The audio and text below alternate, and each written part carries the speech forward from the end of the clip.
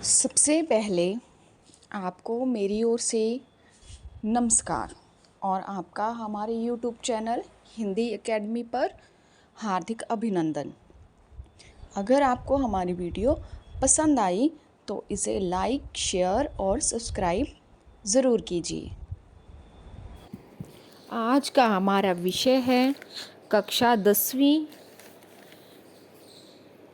में से बड़े भाई साहब पाठ के प्रश्न उत्तर। प्रश्न 1। छोटे भाई ने अपनी पढ़ाई का टाइम टेबल बनाते समय क्या सोचा और फिर उसका पालन क्यों नहीं कर पाया? उत्तर। छोटे भाई ने अपनी पढ़ाई का टाइम टेबल बनाते समय सोचा कि वह नियम बनाकर दिन रात पढ़ा करेगा तथा खेल कूद बिल्कुल छोड़ देगा, परंतु खेल कूद में गहरी रुचि तथा पुस्तकों में अरुचि होने के कारण वह इसका पालन ना कर सका। प्रश्न 2। एक दिन जब गुल्ली डंडा खेलने के बाद छोटा भाई बड़े भाई साहब के सामने पहुंचा तो उनकी क्या प्रतिक्रिया हुई? छोटा भाई दिन भर गुल्ली डंडा खेलकर बड़े भाई के सामने पहुंचा तो बड़े भाई ने गुस्से में उसे खूब लताड़ा, उसे घमंडी कहा और सर्वनाश होने का डर दिखाया, उसे सफलता को भी तुक्का बताया और आगे की पढ़ाई का भय दिखाया। प्रश्न 3। बड़े भाई साहब को अपने मन की इच्छाएं क्यों दबानी पड़ती थी? उत्तर। बड़े भाई साहब को अपनी इच्छाएं इसीलिए दबानी पड़ती हैं क्योंकि उसने अपने छोटे भाई को सही राह पर चलाना था। वह खुद बेराह चलता तो फिर उसकी रक्षा कैसे करता? यह कर्तव्य बोध उसके सिर पर था। प्रश्न 4। बड़े भाई साहब छोटे भाई को क्या सलाह देते थे और क्यों? उत्तर। बड़े भाई साहब छोटे भाई को दिन रात पढ़ने तथा खेल कूद में समय ना गंवाने की सलाह देते थे। वह बड़ा होने के कारण उसे राह पर चलाना अपना कर्तव्य समझते थे। प्रश्न 5। छोटे भाई ने बड़े भाई साहब के नरम व्यवहार का क्या फ़ायदा उठाया? उत्तर। लेखक ने बड़े भाई के नरम व्यवहार का भरपूर फ़ायदा उठाया। उसने पढ़ना लिखना छोड़कर मनमानी करना शुरू कर दिया तथा पतंगबाजी का चस्का लग गया। वह भाई की नज़रों से बचकर दिन रात पतंग उड़ाने लगा। तो बच्चों, ये थे हमारे 25-30 शब्दों वाले प्रश्न। इसके आगे हैं 50 से 60 शब्दों वाले प्रश्न उत्तर। प्रश्न 1। बड़े भाई साहब की अगर डांट फटकार ना मिलती तो क्या छोटा भाई कक्षा में प्रथम आता? अपने विचार प्रकट कीजिए। उत्तर। बड़े भाई की डांट फटकार से छोटे भाई को कभी सीख नहीं मिली। उसने डांट खाकर एक बार टाइम टेबल तो बनाया किंतु उस पर अमल नहीं किया। वह जब भी कक्षा में प्रथम आया बिना मेहनत के आया। वह कहता भी है मैंने बहुत मेहनत नहीं की पर ना जाने कैसे प्रथम आ गया। मुझे खुद अचरज हुआ। वास्तव में डांट झपट से छोटे भाई का आत्मविश्वास कम ही हुआ। अंततः हम कह सकते हैं कि अगर बड़े भाई उसे ना डांटते फटकारते तो भी वह कक्षा में प्रथम आता। प्रश्न 2। इस पाठ में लेखक ने समुची शिक्षा के किन तौर तरीकों पर व्यंग किया है? क्या आप उनके विचार से सहमत हैं? उत्तर। बड़े भाई साहब पाठ में लेखक ने शिक्षा की रटत प्रणाली पर तीखा व्यंग किया है। कहानी का बड़ा भाई एक दीन पात्र है जो पाठ्यक्रम के एक एक शब्द को तोते की तरह रटता है। वह किसी भी शब्द को दिमाग तक नहीं पहुंचने देता। वह ना तो विषय को समझता है और ना ही समझे हुए विषय को अपनी भाषा में कहना जानता है। इस कारण वह 24 घंटे पढ़ते पढ़ते निस्तेज हो जाता है, फिर भी परीक्षा में पास नहीं हो पाता। फिर मेरे विचार से ऐसी शिक्षा व्यर्थ है।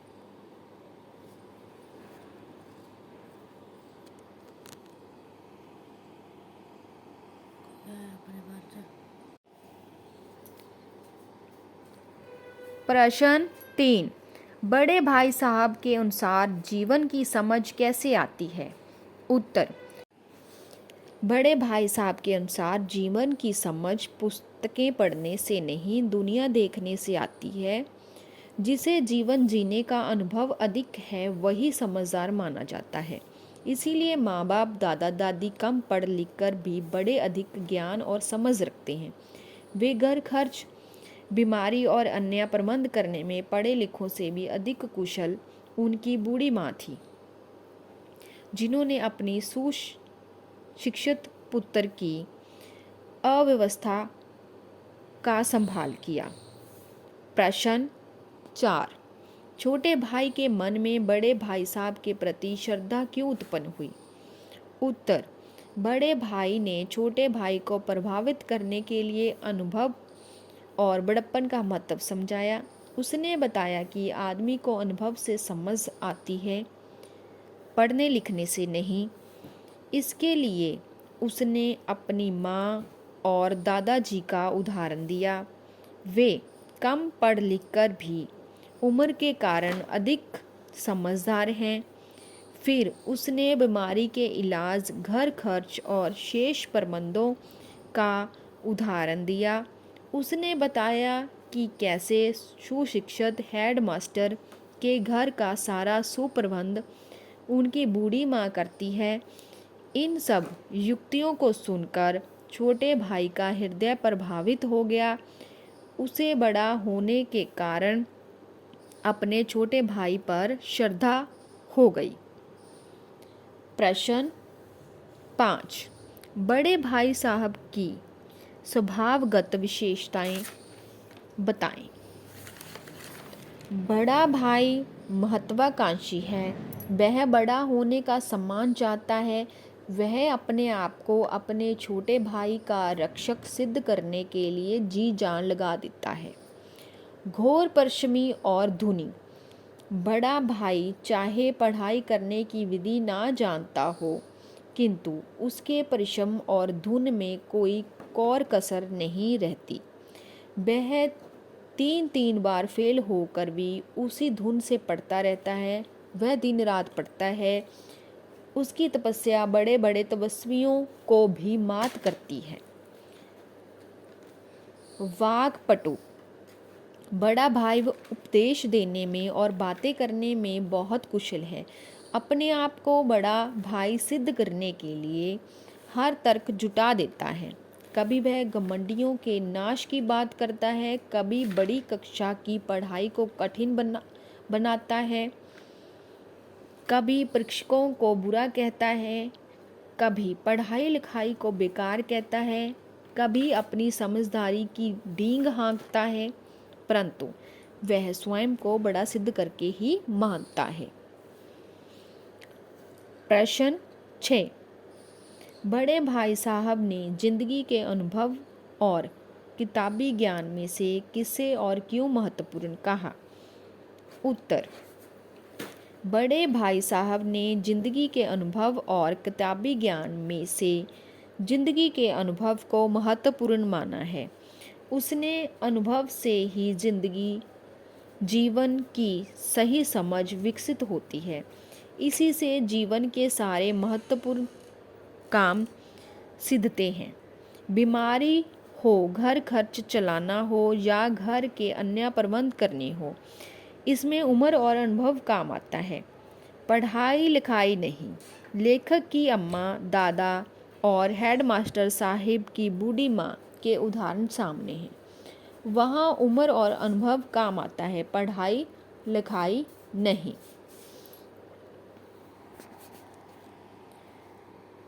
इसके बाद है हमारे अस्पष्ट प्रश्न उत्तर। प्रश्न 1, इम्तिहान पास कर लेना कोई चीज़ नहीं, असल चीज़ है बुद्धि का विकास।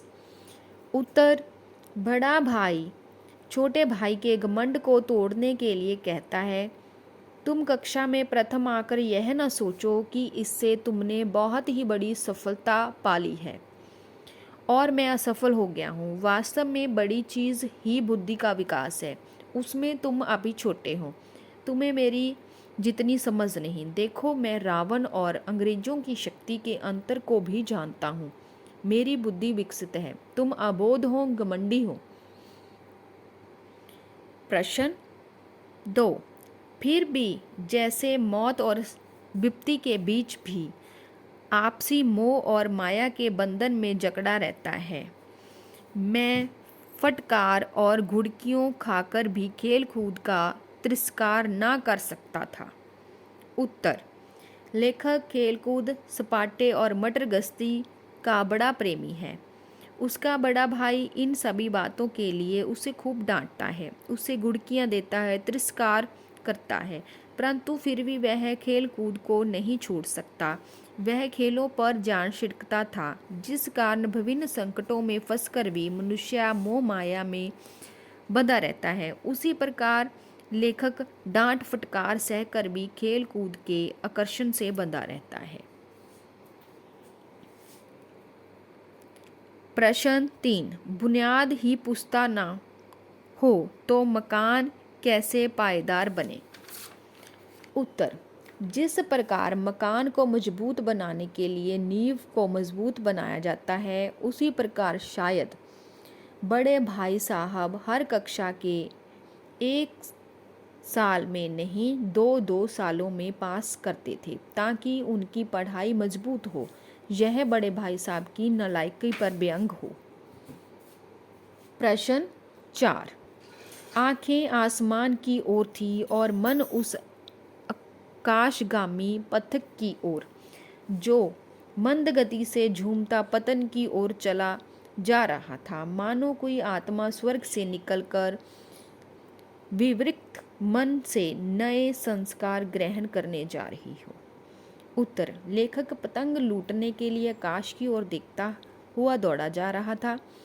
उसकी आंखें आसमान में उड़ने वाली पतंग रूपी यात्री की ओर थी, अर्थात उसे पतंग आकाश में उड़ने वाली दिव्य आत्मा जैसी मनोरम प्रतीत हो रही थी।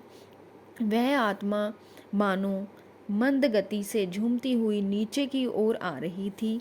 आशय यह है कि कटी हुई पतंग धीरे धीरे धरती की ओर गिर रही थी, मानो वह कोई आत्मा हो जो स्वर्ग से मिलकर आई हो, बड़े भारी मन से किसी दूसरे के हाथों में आने के लिए धरती पर उतर रही हो। तो ये थे हमारे बड़े भाई साहब पाठ के प्रश्न उत्तर। धन्यवाद।